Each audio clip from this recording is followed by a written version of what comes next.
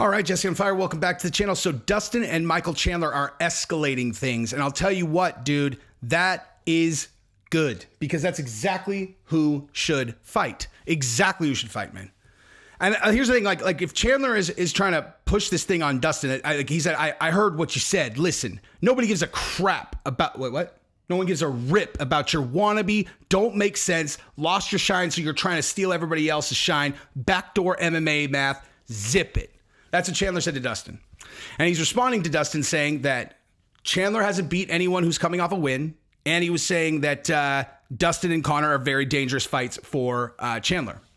And I'm going to talk about Conor and Masvidal in this video as well, because there's some other things to talk about there. Okay. So here's the deal, dude.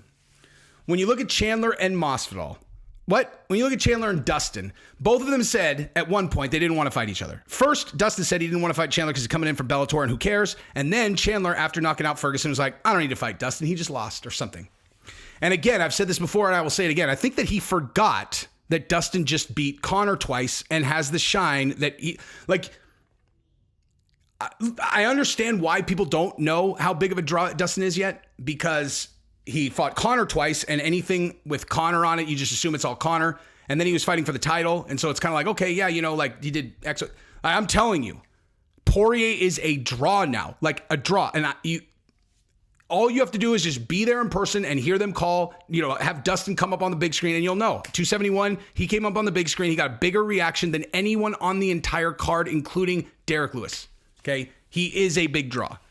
And that fight would be a title eliminator, depending on one thing that we're going to talk about related to, Masvidal and Conor. But before I talk about any of those things, I need to tell you guys about Yo Kratom again, really quick. So if you guys are Kratom users, some people call it Kratom. I don't even understand. Like, I don't know what the correct way to say it is, but if it's Kratom or Kratom or whatever you want to call it, it's the bomb. You get kilograms. You buy it once. You don't have to worry about it like forever. And they're only $60. Okay. I realize it doesn't sound like it makes sense because you go to the store. It's like, here, $60. It's like this much, it's literally like $60 gets you basically nothing. $60 gets you a brick on Yo Kratom. Oh, well, it must be bad quality. It's not, dude. They just aren't going through the process of selling to this, master distributor who's selling to another distributor who then goes, packages it and makes it whatever. Like, you're just like, here, dude. Exact same stuff. $60. Okay. It's there in 2 days. Gets there in 2 days. YoKratom.com. 100%. That is where I get mine. And you should too, if you guys are Kratom users. Don't go crazy though. Okay. It's habit forming, just in case you've never done it before. It's not just like a thing you just do. Anyway, but for people who have opioid issues, it is spectacular for helping solve that problem. It's a much better replacement. Anyway, so look, like, Poirier coming off 2 wins against Conor. He lost to Oliveira, but so has everybody else, right? And Chandler also coming off the best fight of the year, a win over Tony Ferguson, a loss to Oliveira after it's sometimes saying like, oh, the guy almost won the title is stupid. Not in that case, dude. He beat the shit out of Charles Oliveira in the first round, and then he just got caught with a shot he didn't see. I mean, it's that simple. So, I mean, listen, like if you ever want to use the he almost won the title thing, you could throw that on Chandler for sure. And then obviously he beat Dan Hooker. So the thing about he's never beat anyone coming off a win is true, but that's not reflective of Chandler's UFC career, even a little bit. Not to mention how big of a draw Chandler is and how great he is on the mic and how good he is at selling fights. And now you finally got him kind of, in a pissing match. Like, I haven't seen one yet where Chandler's going into a fight kind of talking shit. Like, I think Dustin might have got under his skin here a little bit. Either that or Chandler's just playing good fight game. But either way, to me, no fight makes more sense for 2 contenders than Dustin and Chandler does. It's a title eliminator. Unless, and unless Conor demands that Masvidal meets him at 55. Okay. So I don't understand what the hell's going on. I watched the Masvidal interview yesterday and, or I watched like the highlights or whatever. And they're like, and Masvidal's like, yeah. Conor's been ducking me. He said he'll fight, but he wants me at 55. And I'm like, why on earth would he want that fight at 55 when he's saying he wants it at when he wants a fight at 70? I heard from Conor himself multiple times he wants a shot at Kamaru.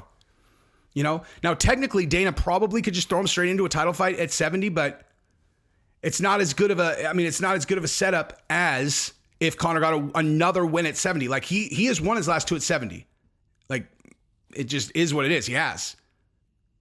He's actually won the only 2 real 170 fights that he's taken where he had a fight camp. He knew he was fighting at 70. He won them both. Now, they were both against fighters, was it Nate Diaz and Cowboy, not like top 5 welterweights. However, it's Conor, dude. He can do what he wants.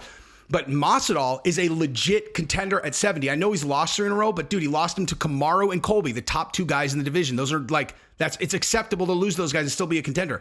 And he's the biggest draw in the sport aside from Conor. I don't care what anybody says. That's just is what it is.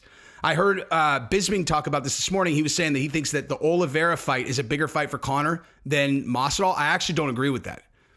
I mean, I think that in terms of legacy, it would be a bigger fight. Like if Conor won, his legacy and then him being the champion, of course, would be, of course, Conor's a champion again.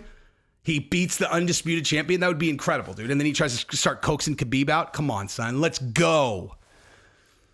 Actually, that would be pretty amazing. That would be pretty amazing. And if they leapfrogged Islam, then he starts to bait Islam and he tries to beat Islam and then coax Khabib out. You know what? I got a whole video on that. God damn. I'll do a whole video on that right there.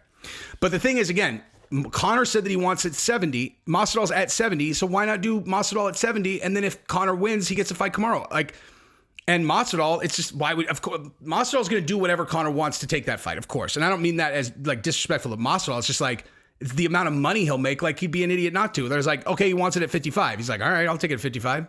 You think he's not going to cut 15 pounds to make an extra? Who knows? Who knows, dude? He gets back in on the pay-per-views with Conor. Dude, come on, son. That's a massive fight, a fucking enormous fight.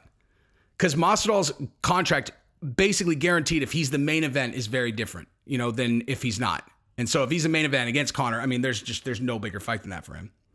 So that's what I think they should do. I think that they should do Masvidal and Conor at 70. I think that Dustin and Poirier should do the title eliminator at 55. I don't really know who Charles... Oh, and then Charles obviously does Islam Makhachev. And then the winner of Dustin and Chandler fights the winner of Charles and Islam. Boom, set, boom.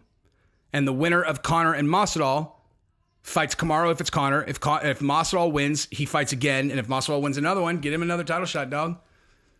Although, if Masvidal wins and Leon wins, okay? If Masvidal wins and Leon wins, how's that set up for him? Pretty fucking good for another title shot. Think about that, son. If Leon beats Kamaru and Masvidal beats whoever he fights, Yahtzee. Yahtzee. Make a cool 10 mil in between. Anyway, that's what I got. Peace.